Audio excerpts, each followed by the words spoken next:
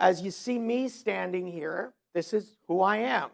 I drive a nice car, I live in a nice neighborhood in a big house, and I always have since 1993 when I was a lawyer. But at some point along the way, I became a drug addict. Again, nobody looking at me at the time I was descending into that or coming out of it, or even now, unless I speak about it, could ever imagine. Think about for a moment, what is your visual of the drug addict? For the most part. The person you walk over on the street, untidy. Exactly. Anybody else? What do you envision? There's a fellow that is always sleeping on a sewer grate on Richmond Street opposite the Sheridan Center that I see whenever I'm downtown. That's my vision, or it used to be my vision. I was the guy who was descending into the abyss of addiction. I wasn't an alcoholic. My drug of choice was OxyContin. And I could blame the doctors who prescribed it, but I won't. But it started simply enough. And by the way, there's a problem that we now know with respect to these opioids. But I've suffered from, so let me back up. I've suffered from horrendous, crippling migraines since I was 10 years old, so for 40 years. And somewhere in the early 2000s, there seemed to be this concept in pain amongst the pain management specialists, and thank God it's been discredited now, but the concept was that instead of giving you this narcotic just for the breakthrough pain, when your migraine is so severe that you can't get out of bed to go to work, we'll prescribe you enough of this that you will take it prophylactically every day. You wake up in the morning, when you go to bed at night, and once during the day. Now, anybody who knows anything about the concept of addiction and physiology knows that your body ultimately adjusts and therefore requires more and more and more of that medication to keep the pain away. And in fact, the migraines and the pain get worse. So if anybody, by the way, has had a car accident, as I tell my clients on the personal injury side of my practice, don't let the doctor prescribe you narcotics for some simple back pain, because it will take a matter of months before you're an addict. And I've seen it, I see it today over and over in my practice. In any event, I was required to take more and more and more of these drugs. And then the usual sorts of strains and stresses that everybody in this room has probably experienced in one form or another. My marriage was falling apart. I had a job I hated. I had taken a job. I had gone from being a litigation lawyer in a 25-lawyer firm and heading up a practice group there. I had taken a job as in-house with my biggest client, who came along and said, "We'd like you to become our vice president and general counsel. How much are you making at this firm? We'll pay you the same amount, and you don't have to work nights and weekends." And I thought, well, who doesn't want that, right? That's the dream job, except for the fact that then I was no longer a litigation lawyer, and I hated it. And so I was miserable at my job. And for the first time in my life, I had a boss. I had always been my own boss. As a lawyer, controlling my own client base, even within a firm, I was still in control of my time and what I did and where I went. Suddenly, I had a boss. Suddenly, I had a structure that I didn't like. I had a job that really wasn't the right fit for me. At home, my marriage was falling apart. Ultimately, I realized that when you're an employee earning the same amount of money that you earn in private practice, your actual take-home income is significantly less, and therefore there were some financial problems that started as well. At night when I went home and had a fight with my wife, I would take more. And it became this cycle. And as all of these other things in my life went on, I ultimately, of course, fell into some form of depression. And what I now know, with the benefit of hindsight, is that the depression requires you to take more drugs. I was self-medicating that depression with copious amounts of OxyContin. I also now know that that drug contributes to the depression, and I fell into this vicious cycle. But I thought I had it all under control. I thought, nobody knows. I'm not an addict. And my ex-wife would say to me all the time, "You're addicted to these drugs, you need to get help." And I would say to her, "No, I'm not. I have pain. I have these migraines. You don't understand. You don't have pain. You don't need drugs. You don't get it." I had friends of mine two lawyers who were referral sources of mine called me for a meeting one day in about early 2007. And they called me to one of the offices to say, we have a new client for you to come meet. And I went over there, and it turns out there was no client. It was these two old friends of mine essentially trying to stage an intervention. And I said, you guys don't know what you're talking about. You don't understand. Addicts lie to everybody. But mostly, addicts lie to themselves. So I kept going. And I kept going. And by into 2008, I'm juggling all of these balls in the air, and I think I'm taking a lot of drugs, but I've got it under control.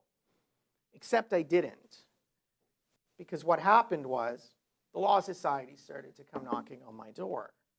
For those who aren't lawyers, that's our regulator, and they hold our ability to earn a living because they can take our license away. The Law Society came knocking because clients went to them. Clients came and said, we showed up at his office, and his assistant said she hasn't seen him in 2 weeks and doesn't know where he is. Well, I knew where I was. I was home in bed. And the only time I woke up was to take more medication.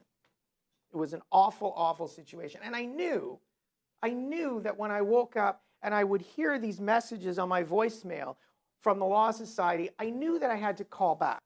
I knew that if I didn't call back, I was going to be in trouble. I knew if I didn't call these clients back, I would get fired, my bill wouldn't get paid, and I'd get in trouble with my regulator. But when you're in the midst of this addiction, and the same thing applies whether it's addiction to drugs, whether it's alcoholism, or even whether it's a mental illness such as depression. The symptoms are very, very similar, and they're often concomitant. Or concurrent, I guess is the medical term, concurrent disorders. You know intellectually that you have to make that call. Your mind says, reach for that phone and return that call. But your arm doesn't move. You can't do it. You're literally just stuck like a car in a snowbank. You're just spinning your wheels, but you're not really moving. People tell me things today, friends of mine today say, do you remember this? And if it was between 2008 and 2009, probably I don't. The second thing that happened,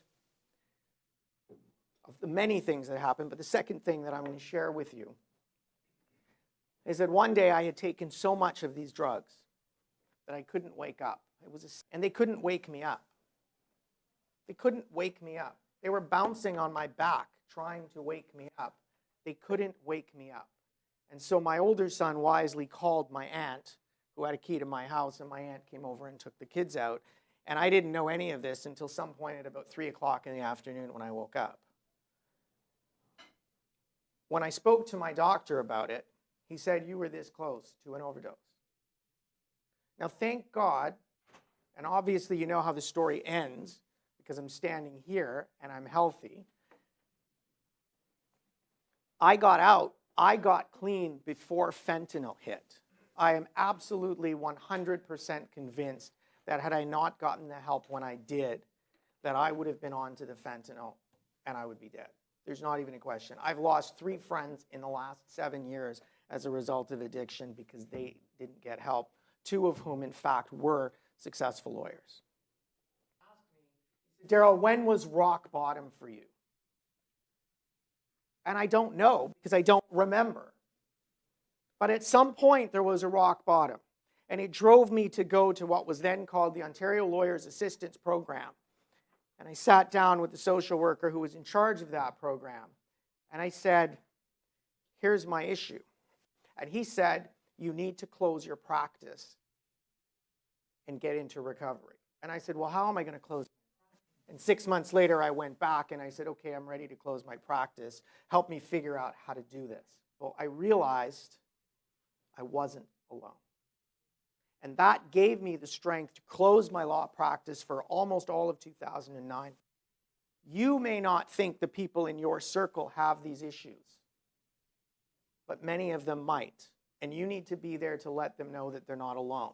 And if any of you are questioning whether this hits a little too close to home, maybe it's time to be honest with yourself. I'm here, judgment-free, if you need to talk. And you need to know how to help these people. I recovered. In January of 2010, I returned to practice. I started a new practice. And now, thankfully, almost 8 years later, I have a reasonably, I guess Carl said, a very successful practice. I would say moderately successful. But I make a living, I support my kids, and I love my job. I love my life because here's what I've learned. There are 3 great lessons that I've learned from my addiction and recovery. And I've been asked in the past, do you have any regrets? And if I had any regret, it would simply be that I didn't get help sooner. That's the regret. But other than that, I don't have any regrets because I don't believe that I would be the person today that I am and I would have the joy in my life that I do had it not been for what I went through. How many of you who are not lawyers know lawyers? Everybody who knows a lawyer, put up your hand, right? Many of you know that lawyers are arrogant. Many of you know that, I'm sure Mr. O'Brien does not look arrogant, he's got a nice smile. But many of you know that lawyers are arrogant. Lawyers are only focused on money. Lawyers can be mean. I was all of those things. I was. There's no question. So what I've learned was 3 major lessons. One, I've already touched on, which is, if this is you, seek help. And if it's somebody you know, please encourage them to seek help and be there for them. 2 other lessons now that have put me in the situation where I live a contented and happy life at home and in my work are very simple. 2 very, very important lessons. 1, lose the ego. And 2, lose the envy. When I think back to the amount of time that I spent trying to obtain things because somebody else had them, or because I thought as a lawyer, I'm supposed to have them, right? We all live in this world of supposed to. I'm supposed to live in this neighborhood. I'm supposed to be strong. I'm not supposed to ask for help. I'm supposed to have a fancy car. And it's allowed me to simply focus on my children and my life and my job and do my job more effectively and with more joy and passion than I have ever done it before. And the reality is when you do that, ultimately the money does follow. And you can have nice things, but now I have them for the right reason, because I want them, not because Carl has it, so I have to get the same thing.